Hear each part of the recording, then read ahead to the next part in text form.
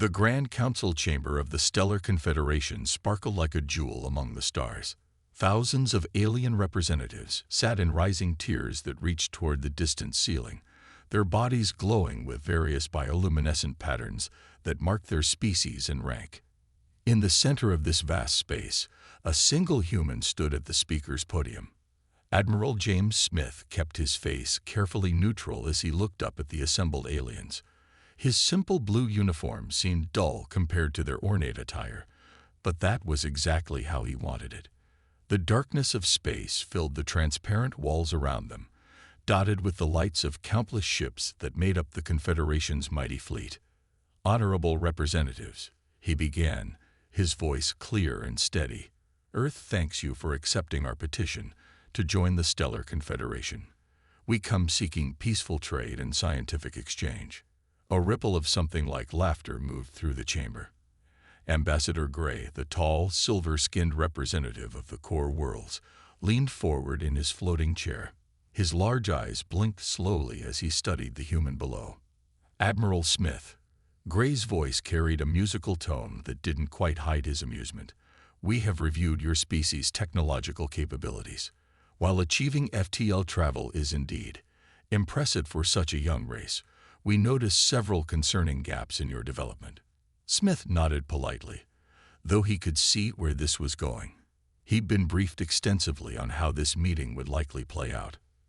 "Your ships," Gray continued, bringing up a holographic display of an Earth vessel, lack even basic photonic cloaking systems. Every spacefaring race developed stealth technology before achieving FTL travel. It's a natural progression. Yet somehow, humans jumped straight to faster-than-light travel while missing this crucial step. More laughter echoed through the chamber. Smith noticed how some representatives didn't even try to hide their smirks anymore. Furthermore, Ambassador Gray's voice grew louder. "Your hull materials are primitive. Your weapons systems are visible to even basic scanners. Your power signatures might as well be beacons in the night. How do you expect to survive in the dangerous regions of space without proper stealth capabilities?" Smith cleared his throat. "We manage with what we have, Ambassador. Humans have always been good at adapting." "Adapting?" A new voice called out. It belonged to Representative Stone of the Rim Worlds, his rocky crystalline body catching the light. "Your entire fleet couldn't hide from a child's first scanner. In the last Galactic War, stealth technology saved billions of lives. Yet you humans bumble through space in ships that might as well have bright signs saying, 'Here we are, please shoot us.'" The chamber erupted in undisguised laughter now. Even Ambassador Gray's professional demeanor cracked as he let out a musical chuckle. Smith waited for the laughter to die down. Inside his pocket, his hand closed around a small device, a quantum communicator that could send instant messages back to Earth's hidden fleet, the same fleet that was, at this very moment, stationed invisibly throughout Confederation space, using technology so advanced it made photonic cloaking look like a child's game of hide-and-seek. "Perhaps," Smith said quietly, "we just haven't found the right motivation to develop stealth technology yet." "Well," Ambassador Gray said, regaining his composure, "we will accept Earth's petition for membership, but with restricted status until your technology advances. You'll be granted access to only the outer trading routes. For your own safety, of course. We wouldn't want your visible ships to attract the wrong kind of attention." Smith bowed slightly. "We appreciate your concern for our safety, Ambassador. Earth looks forward to learning from the Confederation's superior technology." As he left the chamber, Admiral Smith allowed himself a small smile. Let them laugh. Let them think humans were technological children who couldn't grasp the basics of stealth. In the end, being underestimated would prove to be humanity's greatest weapon. He sent a simple message through his quantum communicator. "Phase 1 complete. They suspect nothing." The response came instantly. "Understood, Admiral." Shadow Fleet standing by. 3 months after the council meeting, Admiral Smith stood at the window of his office on Earth's orbital command station. He watched as another refugee ship docked, supposedly carrying survivors from the latest lost colony. His display showed 15 emergency broadcasts playing simultaneously, all reporting the same news. Human settlements along the outer rim were vanishing without a trace. "Sir," Commander Reed's voice came through his secure channel. "Colony 7 has completed its disappearing act. The Confederation observers bought it completely. Their scans show nothing but empty buildings and abandoned equipment." Smith allowed himself a small smile. "And our people?" "Safely aboard the ghost ships, sir. The quantum displacement field worked perfectly. As far as the aliens can tell, 3,000 colonists just vanished into thin air." The Admiral turned as his office door slid open. Director Miller walked in, her face serious as she carried a stack of data pads. The Confederation's response came through, she said, placing one of the pads on Smith's desk. "It's exactly what we expected." Smith picked up the pad and read the message aloud. "The Stellar Confederation regrets to inform Earth that due to your lack of adequate defensive technology, particularly in the field of stealth systems, we cannot spare resources to investigate these disappearances. We remind you that operating in Outer Rim territories carries inherent risks." "They're not even trying to hide their contempt anymore," Miller said, shaking her head. "The Rim Lord's representative actually suggested we should thank them for accepting us into the Confederation at all." "Perfect," Smith replied, setting down the pad. "The more they underestimate us, the smoother this will go. How many ships do we have in position now?" Miller brought up a holographic display of Confederation space. Tiny dots of light appeared, marking the location of each lost colony. But between these points, invisible to all but the most secret human scans, were hundreds of positions marked in ghostly blue. The true locations of Earth's hidden fleet. "We've successfully relocated 15 colonies," she reported. "Each one now serves as a fully operational stealth base. The quantum ghost fields are performing beyond expectations. Even their best scanners can't detect our ships or the relocated colonists." "And the volunteers?" Smith asked. "All prepared for Phase 3, sir. They're ready to play their parts as traumatized survivors.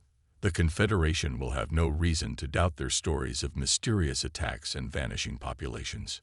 Smith nodded and turned back to the window. Another refugee ship was approaching, its hull scarred with carefully created damage marks. Inside were more survivors who would tell tales of terror and confusion, further selling the story of humanity's helplessness. "Commander Reed," Smith activated his quantum communicator. "Begin preparations for Phase 3.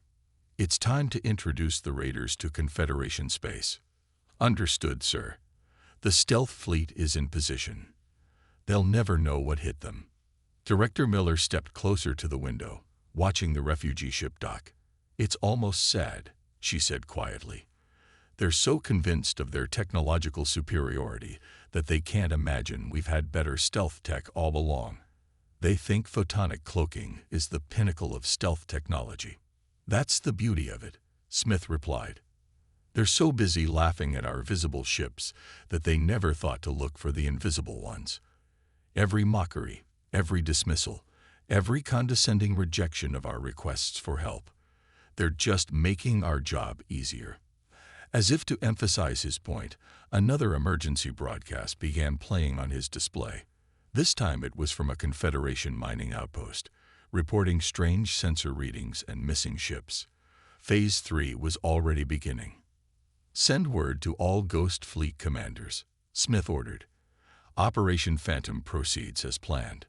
Let's show the Confederation why they should have looked a little harder at the primitives who skipped stealth technology." In the darkness of space around them, invisible ships moved into position, preparing to teach the galaxy a lesson about underestimating humanity. Ambassador Gray paced nervously in the emergency council chamber. The once proud room now felt different, darker, more threatening. On the massive screens surrounding them, reports of attacks flashed continuously. Ships disappearing, outposts going dark, supply lines broken. "Another fleet lost," a voice announced from the speakers. The raiders struck the Centauri defense line. 30 ships gone in minutes. No debris found. No distress calls received. They just vanished. Gree stopped pacing and stared at the tactical display. Red markers showed every confirmed raider attack over the past month. The pattern made no sense. The raiders seemed to appear from nowhere, strike without warning, and disappear without leaving a trace. Our best cloaking detection systems have failed. Representative Stone's crystalline form shimmered with anxiety. How can they be invisible to everything we have? Even our most advanced photonic scanners show nothing.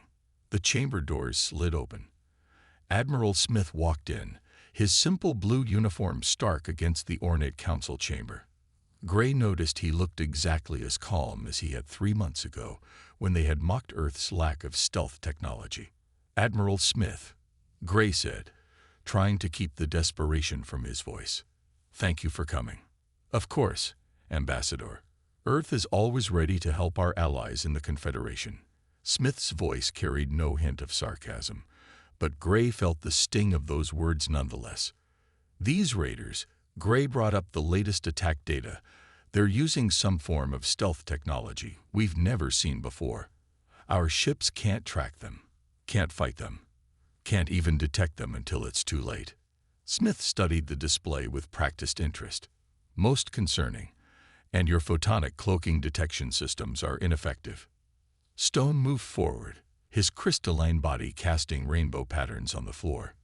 "Completely useless.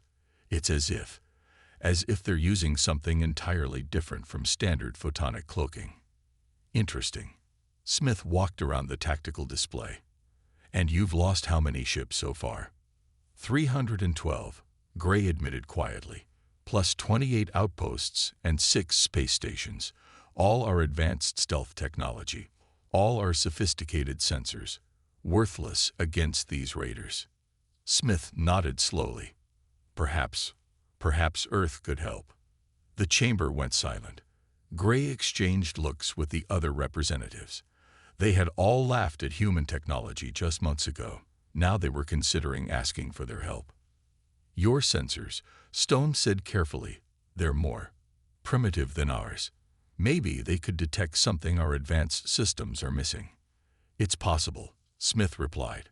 "Sometimes the simple solution is the best one. We could deploy our ships to help protect your vital supply lines." Gray felt his pride crumbling, but they had no choice. The raiders were destroying the Confederation piece by piece. How quickly could Earth's ships be ready? "Oh, we could have them in position very quickly," Smith said. "In fact, some of them are already rather close by." Something in Smith's tone made Gray look up sharply. The human's face was perfectly composed, but there was something in his eyes, a glint of something that made Gray's skin tingle with sudden unease. "Admiral," Gray said slowly, "what do you mean by close by?" Smith smiled, a small, quiet smile that somehow seemed more terrifying than any raider attack. "Ambassador, I think it's time we had a conversation about what humans were really doing while you thought we were failing to develop stealth technology." In the darkness of space around the council chamber, invisible ships moved slightly, adjusting their positions. The Confederation was about to learn that they should have looked past their assumptions about humanity's capabilities. They were about to learn that sometimes the most dangerous predator is the one you don't think has any teeth. The council chamber was silent as Admiral Smith activated a small device from his pocket. Suddenly, the massive tactical display showing raider attacks flickered and changed. New markers appeared, hundreds of them, scattered throughout Confederation space. Ambassador Gray stared at the display, his silver skin turning pale. What are we looking at?" "The truth," Smith said simply. "Every blue marker you see represents a human ship. They've been there all along, watching, waiting. Your sensors never detected them because you were looking for the wrong kind of stealth technology." Representative Stone's crystalline form trembled. "Impossible. No ship can hide from our photonic detection systems." "Exactly," Smith smiled. "Which is why we never bothered with photonic cloaking. While the Confederation focused on bending light, humanity took a different approach. We call it quantum ghost technology. He pressed another button, and a hologram appeared showing the internal workings of a human stealth ship. Our ships don't just bend light. They exist slightly out of phase with normal spacetime. They're literally ghosting through reality, untouchable and invisible to conventional sensors. The lost colonies, Gray whispered, realization dawning on his face. They didn't disappear. They were relocated, Smith confirmed. Each colony now serves as a forward base, hidden by the same technology. When you dismissed our requests for help, you never questioned why we seemed so calm about losing thousands of our people. Director Miller walked into the chamber, carrying more data pads. The Raiders, she announced, were a demonstration. Remote-controlled ships using our quantum ghost tech, showing you just how vulnerable your defenses really are. The council members looked at each other in growing horror. Their mighty confederation, with all its advanced technology, had been infiltrated completely. Human ships had been watching them for months, maybe years, and they had never known. But why? Gray asked. If you had this technology all along, why pretend to be primitive? Why let us mock you in front of the entire council? Smith walked to the window, looking out at the stars. Because humanity learned a harsh lesson on Earth long ago.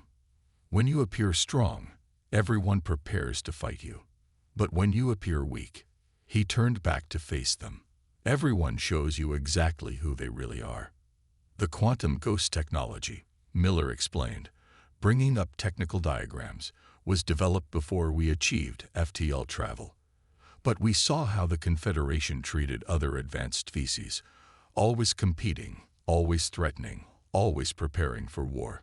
So we decided to try something different. We knew, Smith continued, that if we appeared primitive, you would underestimate us. You would reveal your weaknesses, your prejudices, your blind spots. And you did.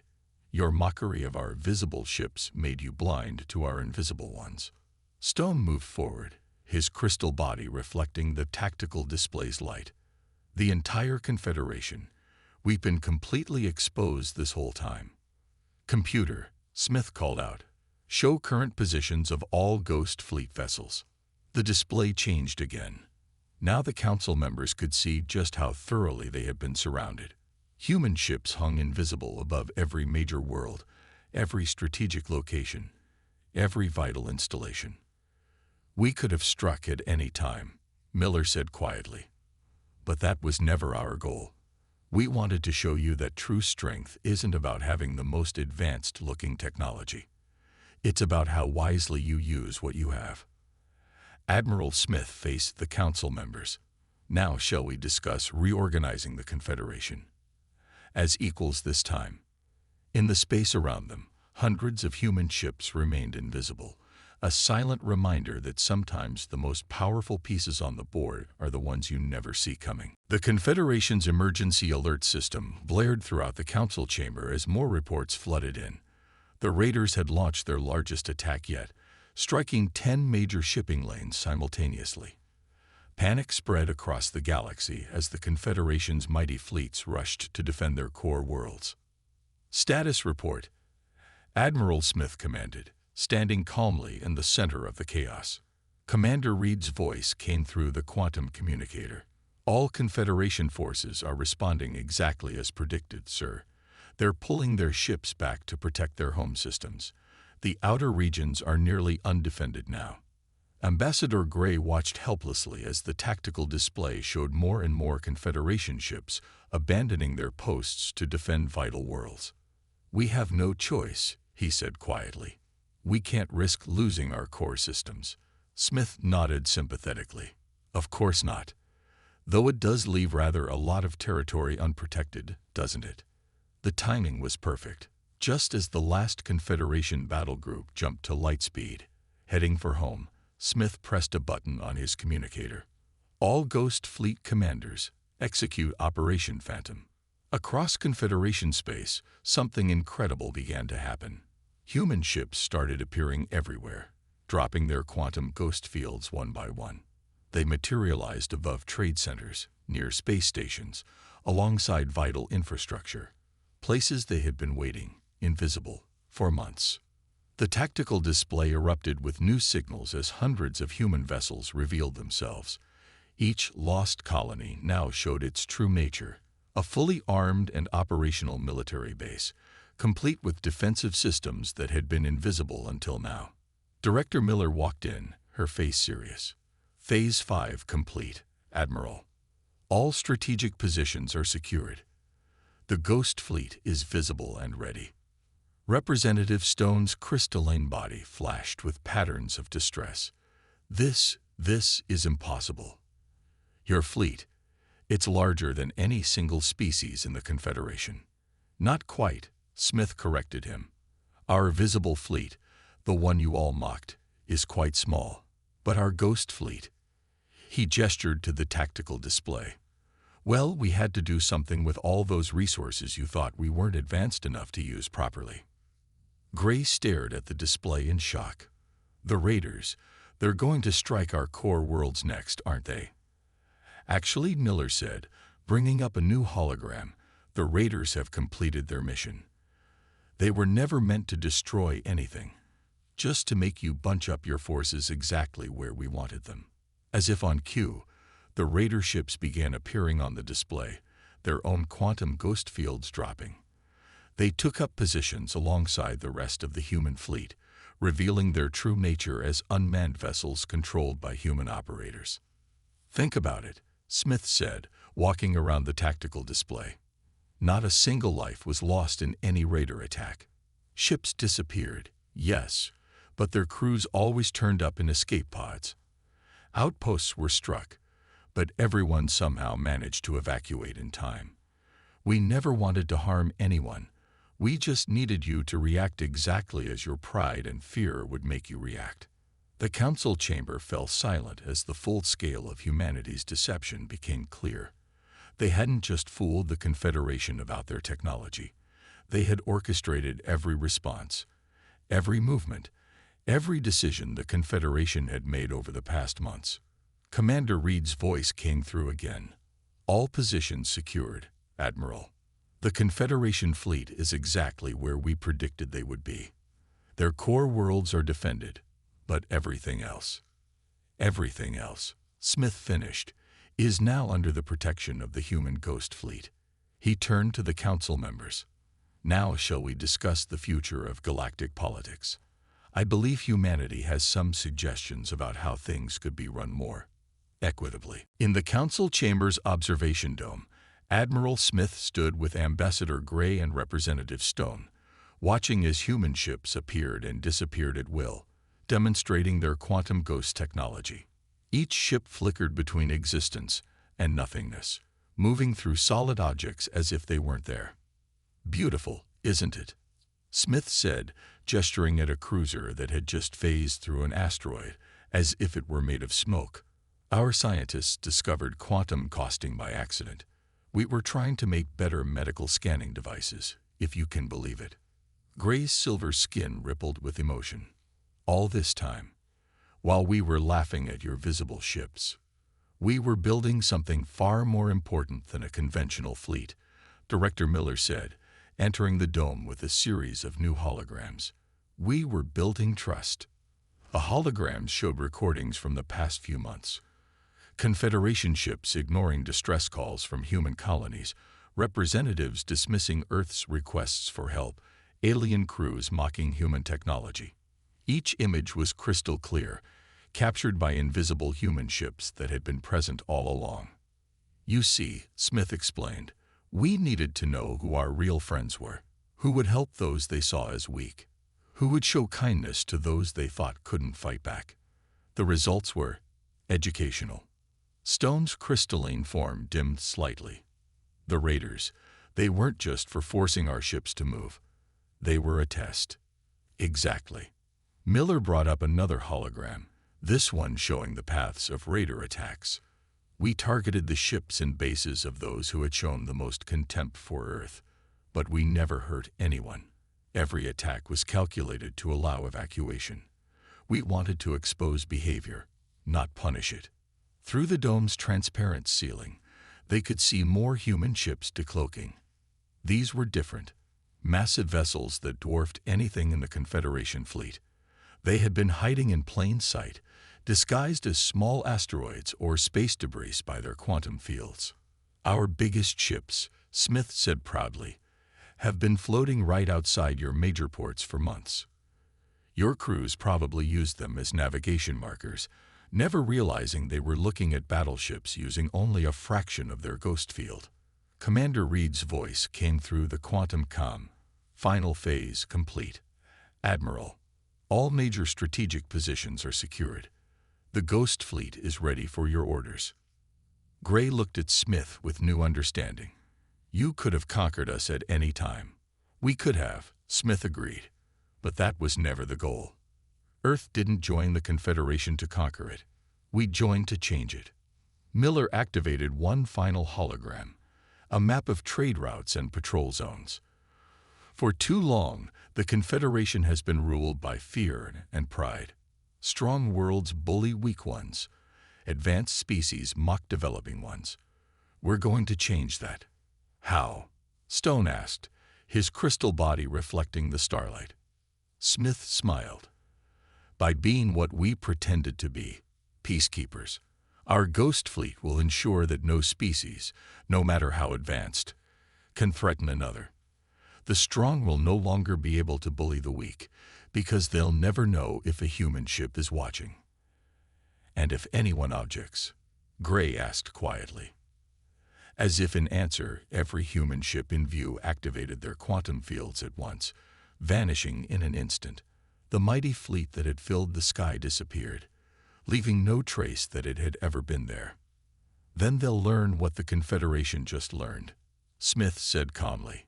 "True power isn't about showing your strength. It's about choosing the right moment to reveal it." Through the quantum comm, the voices of Ghost Fleet commanders reported in one by one. "Position secured. Standing by. Ready for orders." A chorus of voices from ships that could be anywhere, watching everything, ready to ensure that the galaxy would never again mistake kindness for weakness. 1 month after Operation Phantom, Admiral Smith stood before the Confederation Council again. The chamber looked different now. The rising tiers had been replaced by a circular arrangement where all species sat at the same level. No more looking down on others, literally or figuratively. "The changes we proposed have been implemented across 80% of Confederation space," Smith reported, activating the central display. "Trade between developing and advanced worlds has increased by 40%. Incidents of piracy and unauthorized military actions have dropped to near zero." Ambassador Gray, now serving as just one voice among equals on the new council, nodded in agreement. The presence of human peacekeepers, or at least the possibility of their presence, has changed everything.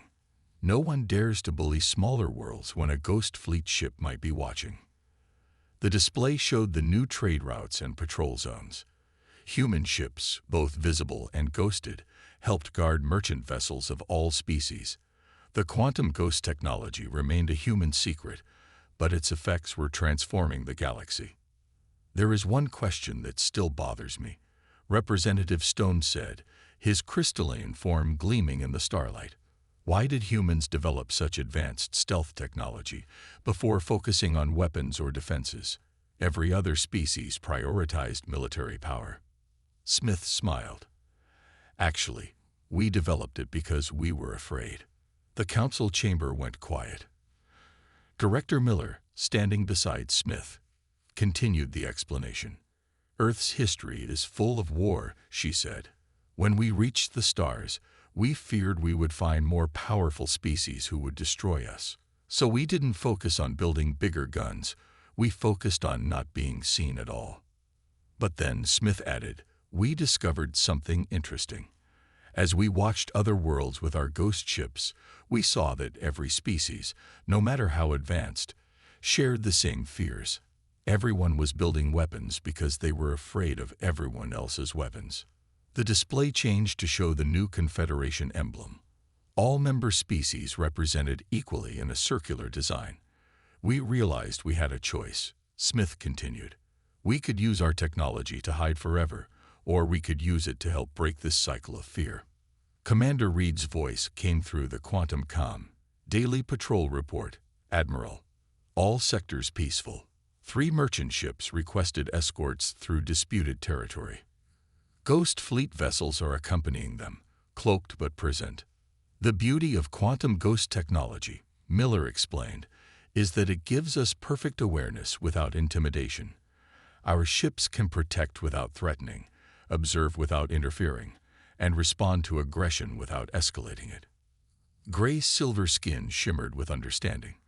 Because no one knows if they're being watched, everyone behaves as if they are.